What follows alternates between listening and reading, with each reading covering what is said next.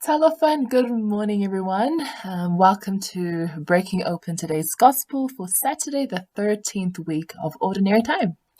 My name is Ryanne, and I currently serve on the Auckland Catholic Youth and Young Adults Ministry Team, also known as ACYM.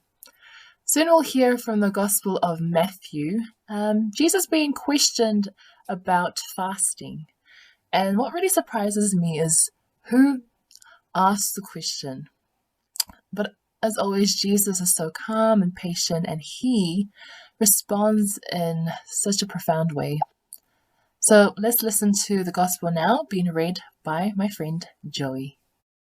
Alleluia, alleluia, alleluia, alleluia. A reading from the Gospel of Matthew.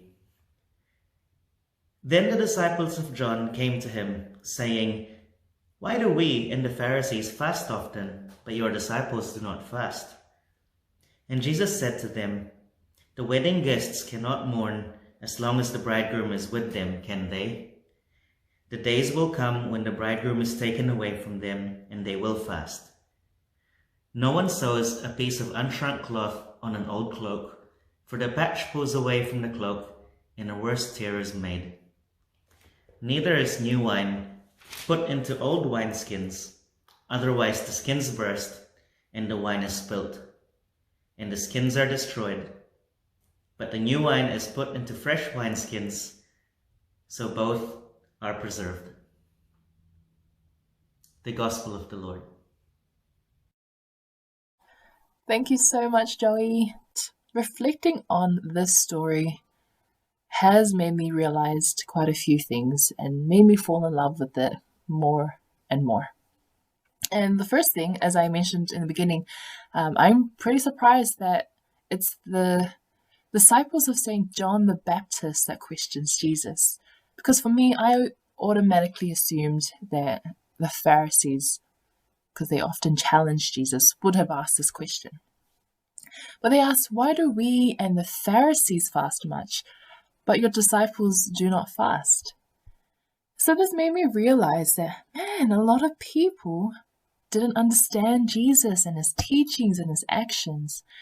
And it still applies today within our own church, within Christianity, and even outside the church, that many don't truly understand the scriptures, the church's teachings, and hold misconceptions of what we believe. But it's also beautiful that Jesus allows these questions and challenges in order to bring understanding. And the church does too.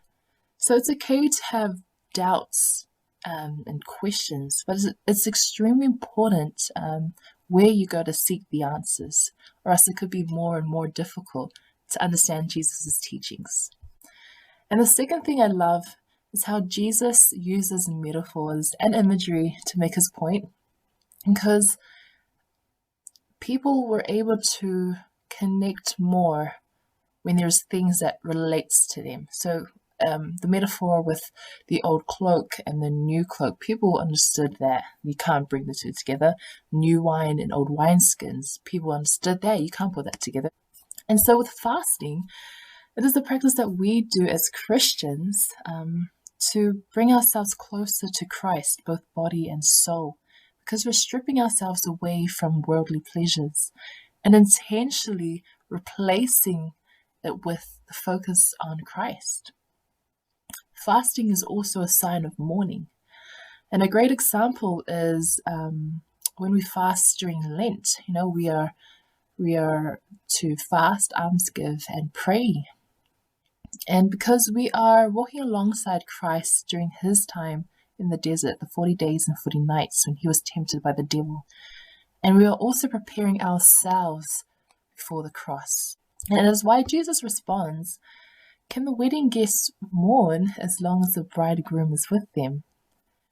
In a wedding feast, a time of celebration, you wouldn't expect anyone to be mourning at that time. Wedding guests being us, bridegroom being Jesus, Jesus being with the disciples at that time, there was no need to fast. And so today we as Christians, hope to be united with Christ in heaven, but until then, we will continue to fast here on earth. Jesus also talks about the old cloak and unshrunken cloth, as well as new wine and the old wine skins. And what he meant was that the old being Judaism and the new being Christianity, the two could not mix. It just wouldn't work. And so for me, I was thinking about how this could be applied to our willingness to follow Christ, but yet we hold worldly views on certain things, certain issues. And it won't really work. You're going to find yourself tormented and frustrated because what the world sees something is not how often our church teaches, what Jesus teach. And you're going to find that you're going to be clashing with yourself inside. It's going to be like an internal battle with yourself. I do challenge people today, especially our young people, to reflect on areas that you struggle to accept Christ's teachings, the church's teachings, and to pray to seek understanding. And by doing so, by focusing on the cross and bringing yourself before the Lord in the Blessed Sacrament. So I thank you all so much for joining me today. I pray that you enjoy the rest of your Saturday, and God bless.